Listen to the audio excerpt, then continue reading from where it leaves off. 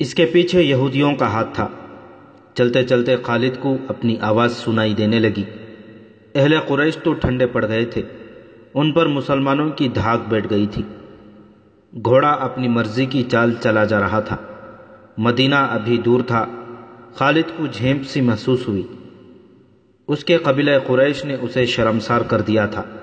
اسے یہ بات اچھی نہیں لگی تھی کہ یہودیوں کے اکسانے پر اس کے قبیلے کے سردار اور سالار ابو سفیان نے مدینے پر حملے کا فیصلہ کیا تھا، لیکن وہ خوش تھا کہ حملے کا فیصلہ تو ہوا۔ اتنا بڑا لشکر جو سرزمین عرب پر پہلی بار کسی جنگ میں دیکھا گیا تھا، یہودیوں نے ہی جمع کیا تھا، لیکن خالد اس پر بھی مطمئن تھا کہ کسی نے ہی یہ کام کیا ہو، لشکر تو جمع ہو گیا تھا۔ وہ اس روز بہت خوش تھا کہ اتنے بڑے لشکر کو دیکھ کر ہی مسلمان مدینے سے بھاگ جائیں گے۔ اگر مقابلے پر جم بھی گئے تو گھڑی دو گھڑی میں ان کا صفایا ہو جائے گا۔ وہ اس وقت بہت ہی خوش تھا جب احد کی پہاڑی کی دوسری طرف یہ سارا لشکر خیمہ زن تھا۔ جب صبح حملہ کرنا تھا، اس رات اس پر ایسی ہیجانی کیفیت طاری تھی کہ وہ اچھی طرح سو بھی نہ سکا۔ اسے ہر طرف مسلمانوں کی لاشیں بکھری ہوئی نظر آ رہی تھیں۔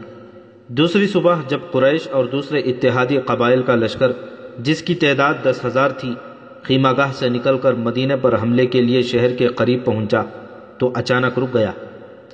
شہر کے سامنے بڑی گہری خندق کھودی ہوئی تھی۔ ابو سفیان جو لشکر کے قلب میں تھا، لشکر کو رکا ہوا دیکھ کر گھوڑا سرپٹ دوڑاتا آگے گیا۔ قریش کے جنگجو رک کیوں گئے ہیں؟ ابو سفیان چلاتا جا رہا تھا۔ طوفان کی طرح بڑھو اور محمد صلی اللہ علیہ وسلم کے مسلمانوں کو کچل ڈالو، شہر کی اینٹ سے اینٹ بجا دو۔ ابو سفیان کا گھوڑا جب آگے گیا تو اس نے گھوڑے کی لگام کھینچ لی اور اس کا گھوڑا اسی طرح رک گیا جس طرح اس کے لشکر کے تمام سوار رکے کھڑے تھے۔ اس کے سامنے خندق تھی، اس پر خاموشی طاری ہو گئی۔ خدا کی قسم، یہ ایک نئی چیز ہے جو میری آنکھیں دیکھ رہی ہیں، ابو سفیان نے غصیلی آواز میں کہا۔ عرب کے جنگجو کھلے میدان میں لڑا کرتے ہیں۔ خالد بن ولید کو بلاؤ، اکرمہ اور صفوان کو بھی بلاؤ۔ ابو سفیان خندق کے کنارے کنارے گھوڑا دوڑاتا لے گیا۔ اسے کہیں بھی ایسی جگہ نظر نہیں آ رہی تھی جہاں سے اس کا لشکر خندق عبور کر سکتا۔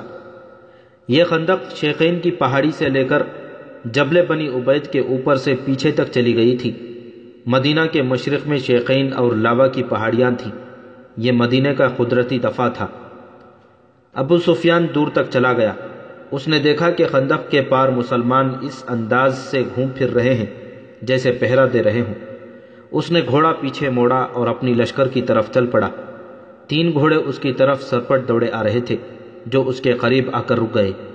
وہ خالد، اکرمہ اور صفوان کے گھوڑے تھے۔ کیا تم دیکھ نہیں رہے کہ مسلمان کتنے بزدل ہیں؟ ابو سفیان نے ان تینوں سے کہا۔ کیا تم کبھی اپنے راستے میں رکاوٹ کھڑی کر کے یا رکاوٹ کھود کر اپنے دشمن سے لڑے ہو؟ خالد پر خاموشی سی طاری ہو گئی تھی۔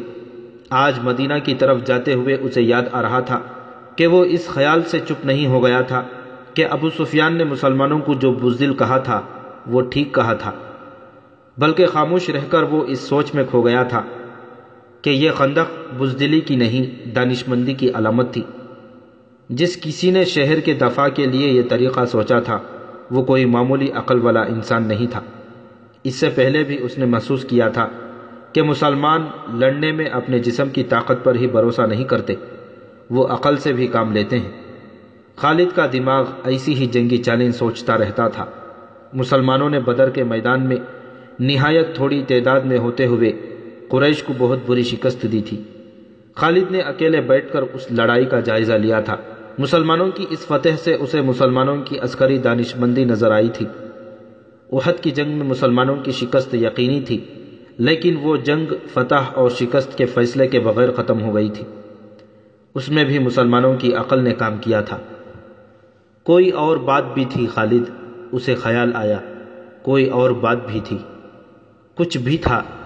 خالد نے اپنے آپ کو جواب دیا، جو کچھ بھی تھا، میں یہ نہیں مانوں گا کہ یہ محمد صلی اللہ علیہ وسلم کے جادو کا اثر تھا یا اس کے ہاتھ میں کوئی جادو ہے۔ ہماری عقل جس عمل اور جس مظاہرے کو سمجھ نہیں سکتی اسے ہم جادو کہہ دیتے ہیں۔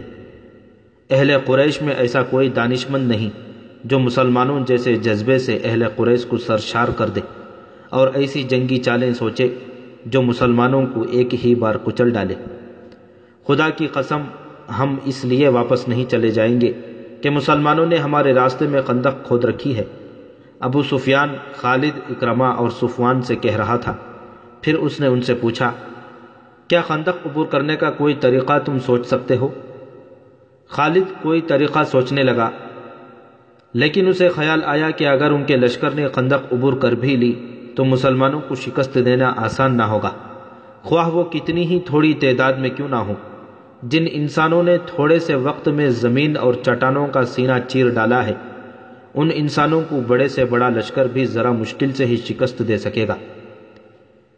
کیا سوچ رہے ہو ولید کے بیٹے؟ ابو سفیان نے خالد کو گہری سوچ میں کھوئے ہوئے دیکھ کر کہا، ہمارے پاس سوچنے کا بھی وقت نہیں، مسلمان یہ نہ سمجھیں کہ ہم بوکھلا گئے ہیں، ہمیں تمام تر خندق دیکھ لینا چاہیے۔ اکرمہ نے کہا، کہیں نہ کہیں کوئی ایسی جگہ ہوگی جہاں سے ہم خندق عبور کر سکیں گے۔ صفوان نے کہا، محاصرہ۔ خالد نے خود اعتمادی سے کہا، مسلمان خندق کھود کر اندر بیٹھ گئے ہیں، ہم محاصرہ کر کے باہر بیٹھے رہیں گے، وہ بھوک سے تنگ آ کر ایک نہ ایک دن خود ہی خندق کے اس طرف آ جائیں گے جدھر ہم ہیں۔ ہاں، ابو سفیان نے کہا، مجھے یہی ایک طریقہ نظر آتا ہے جو مسلمانوں کو باہر آ کر لڑنے پر مجبور کر دے گا۔ ابو سفیان اپنے ان تینوں نائب سالاروں کے ساتھ خندق کے ساتھ ساتھ تمام تر خندق کو دیکھنے کے لیے جبل بنی عبید کی طرف چل پڑا۔ سیلا کی پہاڑی مدینہ اور جبل بنی عبید کے درمیان تھی، مسلمان اس کے سامنے مورچہ بند تھے۔ ابو سفیان نے مسلمانوں کی تعداد دیکھی تو اس کے ہونٹوں پر طنزیہ مسکراہٹ آ گئی۔ وہ ذرا آگے بڑھا تو ایک گھوڑا جو بڑا تیز دوڑا آ رہا تھا اس کے پہلو میں آ رکا۔ سوار کو ابو سفیان بڑی اچھی طرح پہچانتا تھا، وہ ایک یہودی تھا جو تاجروں کے بھیس میں مدینے کے اندر گیا تھا۔ وہ مدینے سے شیخین کے سلسلے کوہ میں سے ہوتا ہوا قریش کے لشکر میں پہنچا تھا۔ اندر سے کوئی ایسی خبر لائے ہو جو ہمارے کام آ سکے؟ ابو سفیان نے پوچھا اور کہا، ہمارے ساتھ ساتھ چلو اور اتنا اونچا بولتے چلو کہ میرے یہ تینوں نائب بھی سن سکیں۔ مسلمانوں نے شہر کے دفاع اور آبادی کے تحفظ کے جو انتظامات کر رکھے ہیں وہ اس طرح ہیں۔ یہودی نے کہا، یہ تو تم کو معلوم ہے کہ مدینہ چھوٹے چھوٹے قلعوں اور ایک دوسری کے ساتھ ملی ہوئی بستیوں کا شہر ہے۔ مسلمانوں نے شہر کی عورتوں، بچوں اور ضعیفوں کو پیچھے کی طرف والے قلعوں میں بھیج دیا ہے۔ خندق پر نظر رکھنے کے لیے مسلمانوں نے گشتی پہرے کا جو انتظام کیا ہے اس میں 200-250 افراد شامل ہیں۔ یہ افراد تلواروں کے علاوہ پھینکنے والی برچھیوں اور تیر کمانوں سے مسلح ہیں۔ انہوں نے علاقے تقسیم کر رکھے ہیں جن میں وہ سارا دن اور پوری رات گشت کرتے ہیں۔ جہاں کہیں سے بھی تم خندق عبور کرنے کی کوشش کرو گے وہاں مسلمانوں کی خاصی زیادہ تعداد پہنچ جائے گی اور اس قدر زیادہ تیر اور برچھیاں برسائیں گی کہ تم لوگ پیچھے کو بھاگ آنے کے سوا کچھ نہیں کر سکو گے۔ یہ بھی ہو سکتا ہے کہ راتوں کو مسلمانوں کے جیش خندق سے باہر آ کر تم پر شبخون مار کر واپس چلے جائیں۔ عبداللہ بن ابی کیا کر رہا ہے؟ ابو سفیان نے پوچھا۔ اے قریش کے سردار، یہودی جاسوس نے کہا، اتنی عمر گزار کر بھی تم مسلمانوں کو سمجھنے کے قابل نہیں ہو سکے۔ عبداللہ بن ابی منافق ہے، مسلمان اسے جماعت منافقین کا سردار کہتے ہیں اور ہم اسے یہودیت کا غدار سمجھتے ہیں۔ اس نے مسلمان ہو کر ہم سے غداری کی تھی، مسلمانوں میں جا کر اس نے تمہارے حق میں انہیں دھوکے دیے۔ اگر احد کی جنگ میں تم جیت جاتے تو وہ تمہارے ساتھ ہوتا، مگر مسلمانوں کا پلہ بھاری دیکھ کر اس نے تم سے بھی اور یہودیوں سے بھی نظریں پھیر لی ہیں۔ تمہیں ایسے آدمی پر بھروسہ نہیں کرنا چاہیے جو کسی مذہب کا پیروکار اور وفادار نہ ہو۔ اور حیی بن اخطب کہاں ہے؟ ابو سفیان نے پوچھا۔ وہ کچھ نہ کچھ کر رہا ہوگا، یہودی جاسوس نے جواب دیا۔ مدینہ میں ابھی میرے ساتھی موجود ہیں، وہ مسلمانوں کو جس قدر نقصان پہنچا سکیں پہنچائیں گے۔ خالد کو آج مدینے کی طرف جاتے ہوئے اس یاد سے خفت سی محسوس ہو رہی تھی کہ مکے سے مدینے کو کوچ کے وقت جب اس نے اپنے ساتھ 10,000 کا لشکر دیکھا تھا تو اس کی گردن اونچی ہو گئی اور سینہ پھیل گیا تھا، لیکن مدینے کے سامنے آ کر 10,000 کا لشکر ریت کے ٹیلوں کی طرح بے جان سا نظر آنے لگا تھا۔ اسے محاصرے کا منظر یاد آنے لگا۔ لشکر کا جو حصہ اس کی زیر کمان تھا اسے اس نے بڑے اچھے طریقے سے محاصرے کی ترتیب میں کر دیا تھا۔ یہ محاصرہ 22 روز تک رہا۔ پہلے 10 دنوں میں ہی شہر کے اندر مسلمان خوراک کی کمی محسوس کرنے لگے، لیکن اس سے قریش کو کوئی فائدہ نہیں پہنچ سکتا تھا، کیونکہ وہ اپنے ساتھ خوراک اور رسد بہت کم لائے تھے۔ ان کے وہم و گمان میں بھی نہیں تھا کہ انہیں مسلمان اپنے محاصرے میں لمبے عرصے کے لیے بٹھا لیں گے۔ خوراک کی جتنی کمی شہر والے محسوس کر رہے تھے، اس سے کچھ زیادہ کمی قریش کے لشکر میں اپنا اثر دکھانے لگی تھی۔ سپاہیوں میں نمایاں طور پر بے چینی نظر آنے لگی۔ مورخ ابن ہشام نے لکھا ہے کہ اس کیفیت میں کہ شہر میں خوراک کا کوئی ذخیرہ نہ تھا اور لوگوں کو روزانہ نصف خوراک دی جا رہی تھی، منافقین اور یہودی تقریب کار درپردہ حرکت میں آ گئے۔ کوئی بھی نہ جان سکا کہ یہ آواز کہاں سے اٹھی ہے، لیکن یہ آواز سارے شہر میں پھیل گئی۔ محمد صلی اللہ علیہ وسلم ہمیں کیسی بری مصیبت مروانے کا بندوبست کر رہا ہے۔ ایک طرف وہ کہتا ہے کہ بہت جلد قیصر و کسریٰ کے خزانے ہمارے قدموں میں پڑے ہوں گے، دوسری طرف ہم نے اس کی نبوت کا یہ اثر بھی نہ دیکھا کہ آسمان سے ہمارے لیے خوراک اترے۔ لوگوں نے اسلام تو قبول کر لیا تھا، لیکن وہ گوشت پوست کے انسان تھے، وہ پیٹ کی آوازوں سے متاثر ہونے لگے۔ آخر ایک آواز نے انہیں پیٹ کے بھوت سے آزادی دلا دی۔ کیا تم خدا سے یہ کہو گے کہ ہم نے اپنے پیٹ کو خدا سے زیادہ مقدس جانا تھا؟ یہ ایک رات کی کڑک کی طرح آواز تھی جو مدینہ کے گلی کوچوں میں سنائی دینے لگی۔ آج خدا کو وہ لوگ عزیز ہوں گے جو اس کے رسول صلی اللہ علیہ وسلم کے ساتھ بھوکے اور پیاسے جانیں دے دیں گے۔ خدا کی قسم، اس سے بڑی بزدلی اور بے غیرتی مدینے والوں کے لیے اور کیا ہوگی کہ ہم اہل مکے کے قدموں میں جا گریں اور کہیں کہ ہم تمہارے غلام ہیں، ہمیں کچھ کھانے کو دو۔ رسول اکرم صلی اللہ علیہ وسلم شہر کے دفاع میں اس قدر سرگرم تھے کہ آپ صلی اللہ علیہ وسلم کے دن اور رات ایک ہو گئے تھے۔ آپ صلی اللہ علیہ وسلم اللہ کے محبوب نبی تھے۔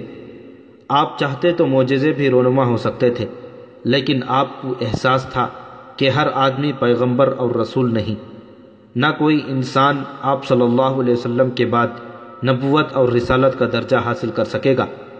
اس لیے آپ صلی اللہ علیہ وسلم ان انسانوں کے لیے یہ مثال قائم کر رہے تھے کہ انسان اپنی ان لازوال جسمانی اور نفسیاتی قوتوں کو جو خداوند تعالیٰ نے اسے عطا کی ہیں استقلال اور ثابت قدمی سے استعمال کرے تو وہ معجزہ نما کارنامے انجام دے سکتا ہے۔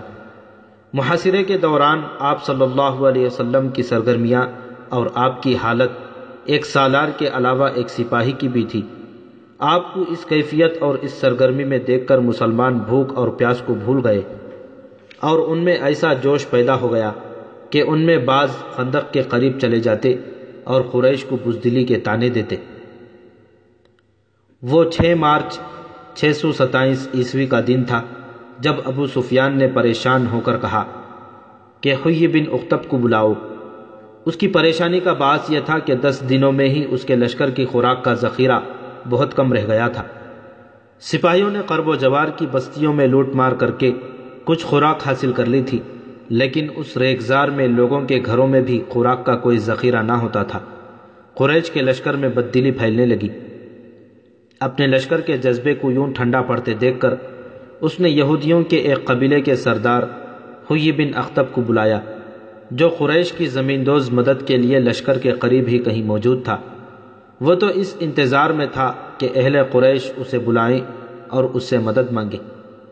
مدینہ سے کچھ ہی دور یہودیوں کے ایک قبیلے بنو قریظہ کی بستی تھی۔ اس قبیلے کا سردار کعب بن اسد اس بستی میں رہتا تھا۔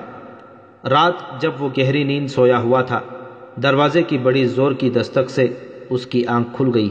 اس نے اپنے غلام کو آواز دے کر کہا، دیکھو باہر کون ہے؟ حیی بن اخطب آیا ہے، غلام نے کہا۔ رات کے اس وقت وہ اپنے ہی کسی مطلب سے آیا ہوگا۔ کعب بن اسد نے غسیلی آواز سے کہا، اسے کہو کہ میں اس وقت تمہارا کوئی مطلب پورا نہیں کر سکتا، دن کے وقت آنا۔ بنو قریظہ یہودیوں کا وہ قبیلہ تھا جس نے مسلمانوں کے ساتھ دوستی کا اور ایک دوسرے کے خلاف جنگ نہ کرنے کا معاہدہ کر رکھا تھا۔ اس معاہدے میں یہودیوں کے دوسرے دو قبیلے بنو قینقاع اور بنو نذیر بھی شامل تھے، لیکن ان دونوں قبیلوں نے اس معاہدے کے خلاف ورزی کی تھی اور مسلمانوں نے انہیں وہ سزا دی تھی کہ وہ لوگ شام کی طرف بھاگ گئے تھے۔ صرف بنو قریظہ تھا جس نے معاہدے کو برقرار رکھا اور اس کا احترام کیا۔ مسلمان جنگ خندق میں اس قبیلے کی طرف سے ذرا سا بھی خطرہ محسوس نہیں کر رہے تھے۔ حیی بن اخطب بھی یہودی تھا۔ وہ کعب بن اسد کو اپنا ہم مذہب بھائی سمجھ کر اس کے پاس گیا تھا۔ وہ کعب بن اسد کو مسلمانوں کے خلاف اکسانا چاہتا تھا، اس لیے وہ غلام کے کہنے پر بھی وہاں سے نہ ہٹا۔ کعب بن اسد نے پریشان ہو کر اسے اندر بلا لیا۔ میں جانتا ہوں کہ تم اس وقت میرے پاس کیوں آئے ہو، کعب بن اسد نے حیی سے کہا۔ اگر تم ابو سفیان کے کہنے پر آئے ہو تو اسے کہہ دو کہ ہم نے مسلمانوں کے ساتھ جو معاہدہ کیا ہے اس پر مسلمان پوری دیانتداری سے قائم ہیں۔ وہ ہمیں اپنا حلیف سمجھتے ہیں اور انہوں نے ہمیں پورے حقوق دے رکھے ہیں۔ کعب بن اسد ہوش میں آ، حیی بن اخطب نے کہا، بنو قینقاع اور بنو نذیر کا انجام دیکھ لے۔ مسلمانوں کی شکست مجھے صاف نظر آ رہی ہے۔ خدائے یہودا کی قسم 10,000 کا لشکر مسلمانوں کو کچل ڈالے گا، پھر یہ مسلمان تم پر ٹوٹ پڑیں گے کہ یہودیوں نے انہیں شکست دلائی ہے۔ تم چاہتے کیا ہو؟ کعب بن اسد نے پوچھا۔ قریش کے لشکر کا ایک حصہ پہاڑیوں کے پیچھے سے تمہارے پاس پہنچ جائے گا، حیی نے کہا۔ تمہاری موجودگی میں یہ سپاہی مسلمانوں پر عقب سے حملہ نہیں کر سکتے۔ تم اپنے قبیلہ سمیت قریش سے مل جاؤ اور مسلمانوں پر اس طرح حملہ کرو کہ تمہیں جم کر نہ لڑنا پڑے، بلکہ ضرب لگا کر پیچھے ہٹ آؤ۔ اس سے قریش کو یہ فائدہ ہوگا کہ مسلمانوں کی توجہ خندق سے ہٹ جائے گی اور قریش کا لشکر خندق عبور کر لے گا۔ اگر میں تمہاری بات مان لوں اور ہمارا حملہ وہ کام نہ کر سکے جو تم چاہتے ہو تو جانتے ہو مسلمان ہمارے ساتھ کیا سلوک کریں گے، کعب بن اسد نے کہا۔ تم مسلمانوں کے قہر و غضب سے واقف ہو؟ کیا بنو قینقاع اور بنو نذیر کا کوئی ایک بھی یہودی تمہیں یہاں نظر آتا ہے؟ ابو سفیان نے سب کچھ سوچ کر تمہیں معاہدے کی دعوت دی ہے، حیی بن اخطب نے کہا۔ اگر مسلمانوں کا قہر و غضب تم پر گرنے لگا تو قریش کے لشکر کا ایک حصہ تمہارے قبیلے کی حفاظت کے لیے شیخین اور لاوا کی پہاڑیوں میں موجود رہے گا۔ وہ شبخون مارنے والے تجربہ کار سپاہیوں کا لشکر ہوگا جو مسلمانوں کو تمہاری طرف آنکھ اٹھا کر بھی دیکھنے کی مہلت نہیں دیں گے۔ تم مجھے اتنے بڑے خطرے میں ڈال رہے ہو جو میرے پورے قبیلے کو تباہ کر دے گا، کعب بن اسد نے کہا۔ تمہارا قبیلہ تباہ ہو یا نہ ہو، اہل قریش اتنی قیمت دیں گے جو تم نے کبھی سوچی بھی نہ ہوگی، حیی نے کہا۔ یا اپنے تعاون کی قیمت خود بتا دو، جو کہو گے، جس شکل میں مانگو گے تمہیں قیمت مل جائے گی اور تمہارے قبیلے کو پورا تحفظ ملے گا۔ مسلمان اگلے چند دنوں میں نیست و نابود ہو جائیں گے، تم اس کا ساتھ دو جو زندہ رہے گا اور جس کے ہاتھ میں طاقت ہوگی۔ کعب بن اسد آخر یہودی تھا، اس نے زر و جواہرات کے لالچ میں آ کر حیی بن اخطب کی بات مان لی۔ قریش کا کوئی سپاہی ہماری بستی کے قریب نہ آئے، کعب بن اسد نے کہا۔ مسلمانوں پر میرا قبیلہ شبخون مارتا رہے گا۔ یہ کام رات کی تاریکی میں کیا جائے گا تاکہ مسلمانوں کو پتہ ہی نہ چل سکے کہ شبخون مارنے والے بنو قریظہ کے آدمی ہیں۔ اور حیی، کعب نے ہونٹوں پر ہلکی سی مسکراہٹ لاتے ہوئے کہا، تم دیکھ رہے ہو کہ میں یہاں اکیلا پڑا ہوں، میری راتیں تنہائی میں گزر رہی ہیں۔ آج کی رات تنہا گزار لو، حیی نے کہا، کل تم تنہا نہیں ہوگے۔ مجھے 10 دنوں کی مہلت ملنی چاہیے، کعب نے کہا۔ مجھے اپنے قبیلے کو تیار کرنا ہے۔ قریش اور بنو قریظہ کے درمیان معاہدہ ہو گیا۔ سعد بن عتیق معمولی سی قسم کا ایک نوجوان تھا جس کی مدینے میں کوئی حیثیت نہیں تھی۔ وہ خنجر اور تلواریں تیز کرنے کا کام کرتا تھا۔ اس میں خوبی یہ تھی کہ خدا نے اسے آواز پرسوز اور سریلی دی تھی اور وہ شہسوار تھا۔ راتوں کو کسی محفل میں اس کی آواز سنائی دیتی تھی تو لوگ باہر آ کر اس کا گانا سنا کرتے تھے۔ کبھی رات کو وہ شہر سے باہر چلا جاتا اور اپنی ترنگ میں گایا کرتا تھا۔ اس نے اسلام قبول کر لیا تھا۔ ایک رات کو وہ پرسوز لے میں شہر سے دور کہیں گا رہا تھا کہ ایک بڑی خوبصورت اور جوان لڑکی اس کے سامنے یوں آنکھ کھڑی ہوئی جیسے کوئی جن یا چڑیل انسان کے حسین روپ میں آ گئی ہو۔ سعد گھبرا کر خاموش ہو گیا۔ اس آواز سے مجھے محروم نہ کر جو مجھے گھر سے نکال لائی ہے، لڑکی نے کہا۔ مجھے دیکھ کے تو خاموش ہو گیا ہے تو میں دور چلی جاتی ہوں، اپنے نغمے کا خون نہ کر۔ تیری آواز میں ایسا سوز ہے جیسے تو کسی کے فراق میں نغمہ سرا ہے۔ کون ہے تو؟ سعد نے کہا۔ اگر تو جنات میں سے ہے تو بتا دے۔ لڑکی کی جل ترنگ جیسی ہنسی سنائی دی۔ صحرا کی شفاف چاندنی میں اس کی آنکھیں ہیروں کی طرح چمک رہی تھیں۔ میں بنو قریظہ کے ایک یہودی کی بیٹی ہوں اور میں مسلمان ہوں۔ مذہب کو درمیان میں نہ لا، یہودن نے کہا۔ نغموں کا کوئی مذہب نہیں ہوتا۔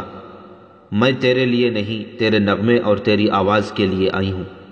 سعد اس یہودن کے حسن میں کھو گیا اور یہودن اس کی آواز میں مدہوش ہو گئی، اور آواز کے طلسم نے انہیں اس رشتے میں جکڑ لیا جسے موت بھی نہیں توڑ سکتی۔ اس کے بعد بھی وہ ملے، وہ ایک دوسرے کے قیدی ہو گئے۔ ایک روز یہودن نے اسے کہا کہ سعد قبول کرے تو وہ اس کے پاس آ جائے گی اور اسلام قبول کر لے گی۔ 2-3 روز ہی گزرے تھے کہ مدینہ محاصرے میں آ گیا۔ سعد بن عتیق کا کام بڑھ گیا۔ اس کے پاس تلواریں، خنجر اور برچیوں کی انیاں تیز کروانے والوں کا ہجوم رہنے لگا۔ وہ راتوں کو بھی کام کرتا تھا۔ ایک روز یہ یہودن اپنے باپ کی تلوار اٹھائے اس کے پاس آئی۔ تلوار تیز کرانے کے بہانے آئی ہوں، یہودن نے کہا۔ آج ہی رات یہاں سے نکلو ورنہ ہم کبھی نہ مل سکیں گے۔ کیا ہو گیا ہے؟ پرسوں شام میرے باپ نے مجھے کہا کہ قبیلے کے سردار کعب بن اسد کو میری ضرورت ہے، یہودن نے بتایا۔ باپ نے حیی بن اخطب کا نام بھی لیا تھا۔ میں کعب کے گھر چلی گئی۔ وہاں حیی کے علاوہ 2 اور آدمی بیٹھے ہوئے تھے۔ وہ اس طرح کی باتیں کر رہے تھے کہ مسلمانوں کے آخری دن آ گئے ہیں۔ کعب بن اسد، حیی بن اخطب اور قریش کے درمیان اس لڑکی کی موجودگی میں معاہدہ ہوا اور مسلمانوں پر عقب سے حملوں کا منصوبہ طے ہوا۔ اس یہودن کو رات بھر کعب کے پاس گزارنی پڑی۔ صبح وہ گھر آ گئی۔ اسے مسلمانوں کے ساتھ کوئی دلچسپی نہ تھی۔ اس کی دلچسپیاں سعد کے ساتھ تھیں۔ اس کے کانوں میں یہ بات بھی پڑی تھی کہ کعب اسے بیوی یا داشتہ کی حیثیت سے اپنے گھر میں رکھ لے گا۔ سعد بن عتیق اس یہودن کی محبت کو تو بھول ہی گیا۔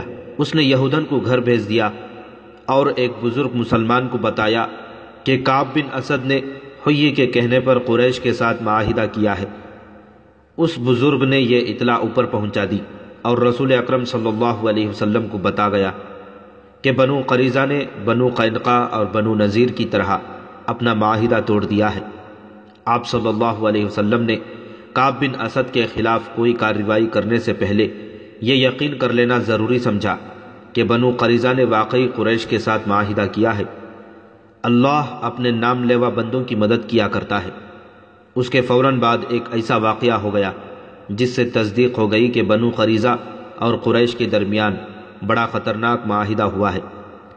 واقعہ یوں ہوا، عورتوں اور بچوں کو شہر کے ان مکانوں اور چھوٹے چھوٹے قلعوں میں منتقل کر دیا گیا تھا جو خندق سے دور تھے۔ ایسے ایک قلعے میں رسول اکرم صلی اللہ علیہ وسلم کی پھوپھی صفیہ رضی اللہ تعالی عنہا چند ایک عورتوں اور بہت سے بچوں کے ساتھ مقیم تھی۔ ایک روز صفیہ رضی اللہ تعالی عنہا قلعے کی فصیل پر گھوم پھر رہی تھی۔ انہوں نے نیچے دیکھا، ایک آدمی دیوار کے ساتھ ساتھ مشکوک سی چال چلتا جا رہا تھا۔ وہ کہیں رکتا، دیوار کو دیکھتا اور آگے چل پڑتا۔ صفیہ رضی اللہ تعالی عنہا اسے چھپ کر دیکھنے لگی۔ صاف پتہ چلتا تھا کہ یہ آدمی قلعے کے اندر آنے کا کوئی راستہ یا ذریعہ دیکھ رہا ہے۔ صفیہ رضی اللہ تعالی عنہا کو اس وجہ سے بھی اس آدمی پر شک ہوا کہ شہر کے تمام آدمی خندق کے قریب مورچہ بند تھے یا جنگ کے کسی اور کام میں مصروف تھے۔ اگر یہ کوئی اپنا آدمی ہوتا اور کسی کام سے آیا ہوتا تو دروازے پر دستک دیتا۔ قلعے میں عورتوں اور بچوں کے ساتھ صرف ایک مرد تھا۔ یہ تھے عرب کے مشہور شاعر حسان بن ثابت۔ صفیہ رضی اللہ تعالی عنہ نے حسان سے کہا کہ نیچے ایک آدمی مشکوک انداز سے دیوار کے ساتھ ساتھ جا رہا ہے، مجھے شک ہے وہ یہودی ہے۔ صفیہ رضی اللہ تعالی عنہ نے حسان سے کہا، تم جانتے ہو حسان، بنو قریظہ نے دوستی کا معاہدہ توڑ دیا ہے۔ یہ شخص مجھے یہودیوں کا مخبر معلوم ہوتا ہے۔ بنو قریظہ ہم پر عقب سے حملہ کریں گے تاکہ ہمارے مردوں کی توجہ خندق سے ہٹ جائے اور وہ پیچھے آ جائیں۔ یہودیوں کے پاس ہمارے مردوں کو مورچوں سے نکال کر پیچھے لانے کا یہ طریقہ کارآمد ہوگا کہ وہ ان قلعوں پر حملے شروع کر دیں جن میں عورتیں اور بچے ہیں۔ نیچے جاؤ حسان، اللہ تمہارا نگہبان ہو۔ اس شخص کو للکارو، اگر وہ واقعی یہودی ہو تو اسے قتل کر دو۔ خیال رکھنا کہ اس کے ہاتھ میں برچھی ہے اور اس کے چوغے کے اندر تلوار بھی ہوگی۔ اے عظیم خاتون، حسان شاعر نے کہا، کیا آپ نہیں جانتی کہ میں شاعر ہوں جو صرف جوش دلا سکتا ہے، جوش میں نہیں آ سکتا۔ شاعر سے توقع نہ رکھو کہ وہ اس آدمی کے مقابلے میں جائے جو اتنی دلیری سے قلعے تک آ گیا ہے۔ مورخ ابن حشام اور ابن قتیبہ نے لکھا ہے کہ عرب کے عظیم شاعر کا یہ جواب سن کر رسول اکرم صلی اللہ علیہ وسلم کی پھوپھی صفیہ رضی اللہ تعالی عنہا نے اسے قہر کی نظروں سے دیکھا اور ایسے طیش میں آئیں کہ خود اس مشکوک آدمی کو پکڑنے یا مارنے کے لیے چل پڑی، لیکن یہ نہ دیکھا کہ ایک مسلح مرد کے مقابلے میں جاتے ہوئے ان کے ہاتھ میں کون سا ہتھیار ہے۔ وہ جلدی میں جو ہتھیار لے کر گئیں وہ برچھی نہیں تھی، تلوار نہیں تھی، وہ ایک ڈنڈا تھا۔ صفیہ رضی اللہ تعالیٰ عنہ دوڑتی باہر نکلی اور اس مشکوک آدمی کے پیچھے جا رکی جو دیوار کے ساتھ ایک اور جگہ کھڑا اوپر دیکھ رہا تھا۔ کون ہے تو؟ صفیہ رضی اللہ تعالیٰ عنہ نے اسے للکارا۔ مشکوک آدمی نے بدک کر پیچھے دیکھا۔ اگر وہ کسی غلط نیت سے نہ آیا ہوتا تو اس کا انداز کچھ اور ہوتا، مگر اس نے برچھی تان لی۔ صفیہ رضی اللہ تعالیٰ عنہ نے اس کا چہرہ دیکھا تو کوئی شک نہ رہا، وہ یہودی تھا اور وہ بنو قریظہ کا ہی ہو سکتا تھا۔ اسے یقین تھا کہ ایک عورت اور وہ بھی ایک ڈنڈے سے مسلح اس کا کچھ نہیں بگاڑ سکے گی۔ تجھ پر خدا کی لعنت، صفیہ رضی اللہ تعالیٰ عنہ نے للکار کر کہا، کیا تو بنو قریظہ کا مخبر نہیں ہے؟ محمد صلی اللہ علیہ وسلم کی پھوپھی، یہاں سے چلی جا۔ یہودی نے کہا، کیا تو میرے ہاتھوں مرنے آئی ہے؟ ہاں، میں بنو قریظہ کا آدمی ہوں۔ پھر تو یہاں سے زندہ نہیں جائے گا۔ یہودی نے قہقہا لگایا اور بڑھ کر برچھی تان لی۔ جس تیزی سے برچھی آئی تھی اس سے زیادہ تیزی سے صفیہ رضی اللہ تعالیٰ عنہ ایک طرف ہو گئیں۔ یہودی کا وار خالی گیا تو وہ سنبھل نہ سکا، وہ آگے کو جھکا اور آگے بڑھتے ہوئے قدموں کو نہ روک سکا۔ صفیہ رضی اللہ تعالیٰ عنہ نے پوری طاقت سے اس کے سر پر ڈنڈا مارا۔ ایک عورت کے بازو میں خدا کا قہر آ گیا تھا۔ یہودی رک کر سیدھا ہوا لیکن اس کا سر ڈولنے لگا۔ صفیہ رضی اللہ تعالیٰ عنہ نے اسے سنبھلنے کا موقع نہ دیا اور اس کے سر پر پہلے سے زیادہ زور سے ڈنڈا مارا۔ اب یہودی کھڑا نہ رہ سکا، اس کے ہاتھ سے برچھی گری، پھر اس کے گھٹنے زمین سے لگے۔ صفیہ رضی اللہ تعالیٰ عنہ نے اس کے سر پر، جس سے خون بہہ بہہ کر اس کے کپڑوں کو لال کر رہا تھا، ایک اور ڈنڈا مارا۔ وہ جب بے ہوش ہو کر لڑک گیا تو صفیہ رضی اللہ تعالیٰ عنہ اس کے سر پر ہی ڈنڈے مارتی چلی گئیں جیسے زہریلے ناگ کا سر کچل رہی ہوں۔ صفیہ رضی اللہ تعالیٰ عنہ نے اس وقت ہاتھ روکا جب یہودی کی کھوپڑی کچل گئی اور اس کا جسم بے حس ہو گیا۔ صفیہ رضی اللہ تعالیٰ عنہ قلعے میں چلی گئیں۔ حسان، صفیہ رضی اللہ تعالیٰ عنہ نے اپنے شاعر حسان سے کہا، میں وہ کام کر آئی ہوں جو تمہیں کرنا تھا، اب جاؤ اور اس یہودی کے ہتھیار اٹھا لاؤ اور اس کے کپڑوں کے اندر جو کچھ ہے وہ بھی لے آؤ۔ میں عورت ہوں، کسی مرد کے کپڑوں کے اندر ہاتھ ڈالنا ایک عورت کے لیے مناسب نہیں۔ چاہو تو یہ مال غنیمت تم لے سکتے ہو، مجھے اس کی ضرورت نہیں۔ اللہ آپ کی عصمت و عفت کی حفاظت کرے۔ حسان نے شاعروں کی مسکراہٹ سے کہا، مال غنیمت کی ضرورت مجھے بھی نہیں، اور حسان وہاں سے کھسک گیا۔ وہ شاید کہنا یہ چاہتا تھا کہ اس میں اتنی ہمت نہیں کہ کچلی ہوئی کھوپڑی والی لاش کو ہاتھ لگائے۔ مورخین لکھتے ہیں کہ یہ خبر رسول کریم صلی اللہ علیہ وسلم تک پہنچی تو آپ صلی اللہ علیہ وسلم کو پریشانی ہوئی۔ شہر میں خوراک کی کیفیت یہاں تک پہنچ گئی تھی کہ ہر فرد کو اس کی اصل ضرورت کی صرف 1/4 خوراک ملتی تھی۔ رسول کریم صلی اللہ علیہ وسلم نے خدائے ذوالجلال سے مدد مانگی اور کوئی حکمت عملی سوچنے لگے۔ ادھر خندق کا محاذ سرگرم تھا خالد کو اپنی اس وقت کی بے چینی اور بے تابی اچھی طرح یاد تھی۔ وہ خندق کے ساتھ ساتھ گھوڑا دوڑاتا اور کہیں سے خندق عبور کرنے کے طریقے سوچتا تھا۔ وہ مرد میدان تھا، لڑے بغیر واپس جانے کو اپنی توہین سمجھتا تھا، مگر وہاں لڑائی اس نوعیت کی ہو رہی تھی کہ قریش کے تیر انداز خاصی تعداد میں خندق کے اس مقام پر قریب آتے جہاں مسلمان مورچہ بند تھے۔ یہ سلا کی پہاڑی تھی، تیر انداز مسلمانوں پر تیر برساتے، مسلمان جوابی تیر اندازی کرتے۔ کبھی قریش کا کوئی تیر انداز جیش کسی اور جگہ گشتی سنتریوں پر تیر چلاتا، مگر مسلمانوں کا جیش فوراً پہنچ جاتا۔ رات کو مسلمان خندق پر سنتریوں کی تعداد میں اضافہ کر دیتے تھے اور قریش خندق سے دور پیچھے خیمہ گاہ میں چلے جاتے تھے۔ رسول کریم صلی اللہ علیہ وسلم کو جہاں مدینے میں خوراک کی قلت کا جو قحط کی صورت اختیار کرتی جا رہی تھی احساس تھا، وہاں آپ صلی اللہ علیہ وسلم کو یہ بھی معلوم تھا کہ قریش کا لشکر بھی نیم فاقہ کشی پر آ گیا ہے۔ یہ وہ کیفیت ہوتی ہے جو انسانوں کو ایک دوسرے کی شرائط ماننے پر اور معاہدوں اور سمجھوتوں پر مجبور کر دیتی ہے۔ کسی بھی تاریخ میں اس شخص کا نام نہیں لکھا جسے رسول کریم صلی اللہ علیہ وسلم نے خفیہ طریقے سے قریش کے اتحادی غطفان کے سالار عینیہ کے پاس اس مقصد کے لیے بھیجا کہ اسے قریش کی دوستی ترک کرنے پر آمادہ کرے۔ اسے یہ نہیں کہا گیا تھا کہ وہ مسلمانوں کے ساتھ مل جائے۔ رسول کریم صلی اللہ علیہ وسلم کا مقصد صرف یہ تھا کہ غطفان اور عینیہ رضامند ہو جائیں اور اپنے قبیلے کو واپس لے جائیں تو قریش کا لشکر 2000 نفری کی فوج سے محروم ہو جائے گا۔ یہ توقع بھی کی جا سکتی تھی کہ دوسرے قبیلے بھی غطفان کی تقلید میں قریش کے لشکر سے نکل جائیں گے۔ کیا محمد ہمیں زبانی معاہدے کی دعوت دے رہا ہے؟ سالار عینیہ نے رسول اللہ صلی اللہ علیہ وسلم کے ایلچی سے کہا، ہم نے یہاں تک آنے کا جو خرچ برداشت کیا ہے وہ کون دے گا؟ ہم دیں گے۔ رسول خدا صلی اللہ علیہ وسلم کے ایلچی نے کہا، نبی کریم صلی اللہ علیہ وسلم نے فرمایا ہے کہ تم لوگ اپنے قبیلے کو واپس لے جاؤ تو اس سال مدینے میں کھجور کی جتنی پیداوار ہوگی اس کا تیسرا حصہ تم لے جانا، خود مدینے آ جانا، پوری پیداوار دیکھ لینا اور اپنا حصہ اپنے ہاتھوں الگ کر کے لے جانا۔ سالار عینیہ میدان جنگ میں لڑنے اور لڑانے والوں کی قیادت کرنے والا جنگجو تھا، لیکن غیر جنگی مسائل اور امور کو بہت کم سمجھتا تھا۔ مورخ ابن قتیبہ نے لکھا ہے کہ اس واقعے کے کچھ عرصے بعد رسول اللہ صلی اللہ علیہ وسلم نے اسے مستعد احمق کا خطاب دیا تھا۔ وہ بڑے طاقتور جسم والا اور جسمانی لحاظ سے پھرتیلا اور مستعد رہنے والا آدمی تھا۔ اس نے اپنے سردار غطفان سے بات کی، خدا کی قسم محمد صلی اللہ علیہ وسلم نے ہمیں کمزور سمجھ کر یہ پیغام بھیجا ہے۔ غطفان نے کہا، اس کے ایلچی سے پوچھو کہ مدینے کے اندر لوگوں کو بھوک کا سامنا نہیں، ہم انہیں بھوک سے نڈھال کر کے ماریں گے۔ کیا تم دیکھ نہیں رہے کہ ہمارا اپنا لشکر بھوک سے نڈھال ہو رہا ہے؟ سالار عینیہ نے کہا، مدینے والے اپنے گھروں میں بیٹھے ہیں، ہم اپنے گھر سے بہت دور آ گئے ہیں۔ کیا لشکر میں تم بے اطمینانی نہیں دیکھ رہے؟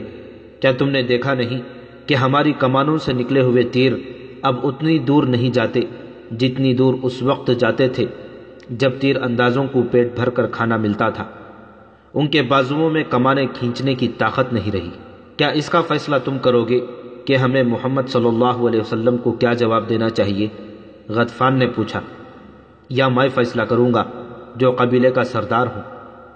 خدا کی قسم میدان جنگ میں جو فیصلہ میں کر سکتا ہوں وہ تم نہیں کر سکتے۔ سالار عینیہ نے کہا، اور میدان جنگ سے باہر جو فیصلہ تم کر سکتے ہو وہ فیصلہ میری عقل نہیں کر سکتی۔ میری عقل تلوار کے ساتھ چلتی ہے، مگر یہاں میری فوج کی تلواریں اور برچھیاں اور ہمارے تیر مایوس ہو گئے ہیں۔ ہم خندق کے پار نہیں جا سکتے، ہمیں محمد کی بات مان لینی چاہیے۔ اور انہوں نے رسول کریم صلی اللہ علیہ وسلم کی بات مان لی۔ ایلچی امید افزاں جواب لے کر گیا۔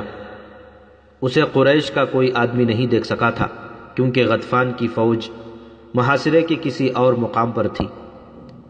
اللہ کے رسول صلی اللہ علیہ وسلم کے خلاف کون بول سکتا تھا؟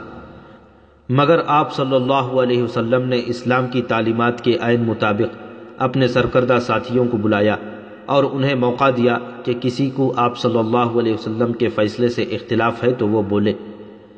آپ ایک شخص کا فیصلہ پوری قوم پر ٹھوسنے کے قائل نہ تھے، چنانچہ آپ نے سب کو بتایا کہ آپ نے غطفان کو کیا پیشکش کی ہے۔ نہیں، آپ کے فیصلے کے خلاف 2-3 آوازیں اٹھیں۔ ہماری تلواریں جن کے خون کی پیاسی ہیں، خدا کی قسم ہم انہیں اپنی زمین کی پیداوار کا ایک دانہ بھی نہیں دیں گے۔ جنگ تو ہوئی نہیں، ہم لڑے بغیر کیوں ظاہر کریں کہ ہم لڑ نہیں سکتے؟ اس کی تائید میں کچھ آوازیں اٹھیں، ایسی دلیلیں دی گئیں جنہیں رسول اللہ صلی اللہ علیہ وسلم نے اس لیے قبول فرما لیا کہ یہ اکثریت کی آواز تھی۔ آپ نے اپنے ایلچی کو دوبارہ غطفان اور عینیہ کے پاس نہ بھیجا، لیکن آپ نے سب پر واضح کر دیا کہ تدبر اور حکمت عملی کے بغیر محاصرہ نہیں توڑا جا سکے گا۔ خدا حق پرستوں کے ساتھ تھا۔ رسول کریم صلی اللہ علیہ وسلم نے اپنے اللہ سے مدد مانگی جو ایک انسان کے روپ میں آپ کے سامنے آ گئی۔ یہ تھے نعیم رضی اللہ تعالیٰ عنہ بن مسعود۔ ان کا تعلق غطفان کے قبیلے کے ساتھ تھا۔ نعیم رضی اللہ تعالیٰ عنہ سرکردہ شخصیت تھے، خدا نے انہیں غیر معمولی دماغ عطا کیا تھا۔ 3 اہم قبیلوں قریش، غطفان اور بنو قریظہ پر ان کا اثر و رسوخ تھا۔ ایک روز نعیم رضی اللہ تعالیٰ عنہ جو قبیلہ غطفان میں تھے، مدینے میں رسول خدا صلی اللہ علیہ وسلم کے سامنے آ کھڑے ہوئے۔ خدا کی قسم تو قبیلہ غیر کا ہے۔ رسول اللہ صلی اللہ علیہ وسلم نے فرمایا، تو ہم میں سے نہیں، تو یہاں کیسے آ گیا ہے؟ میں آپ میں سے ہوں۔ نعیم رضی اللہ تعالیٰ عنہ نے کہا، مدینہ میں گواہ موجود ہے، میں نے درپردہ اسلام قبول کر لیا تھا، اپنے قبیلے کے ساتھ اسی مقصد کے لیے آیا تھا کہ آپ صلی اللہ علیہ وسلم کے حضور حاضر ہو جاؤں گا، مگر موقع نہ ملا۔ پتہ چلا کہ آپ نے میرے قبیلے کے سردار اور سالار کو قریش سے دوستی ترک کر کے واپس چلے جانے کا پیغام بھیجا تھا، اور آپ نے اس کا معاوضہ بھی بتا دیا تھا، لیکن آپ نے بات کو مزید آگے نہ بڑھایا۔ اللہ کی تجھ پر رحمت ہو۔ رسول خدا صلی اللہ علیہ وسلم نے پوچھا، کیا تو بات کو آگے بڑھانے آیا ہے؟ نہیں میرے اللہ کے سچے نبی صلی اللہ علیہ وسلم۔ نعیم رضی اللہ تعالیٰ عنہ نے جواب دیا، مجھے آپ ہی کے قدموں میں آنا تھا۔ اہل مدینہ پر مشکل کا وقت آ پڑا ہے، میں اپنی جان لے کر حاضر ہوا ہوں۔ یہ حضور کے اور اسلام کے شیدائیوں کے جس کام آ سکتی ہے، حضور کے قدموں میں پیش کرتا ہوں۔ اپنے لشکر میں سے چھپ چھپ کر نکلا ہوں۔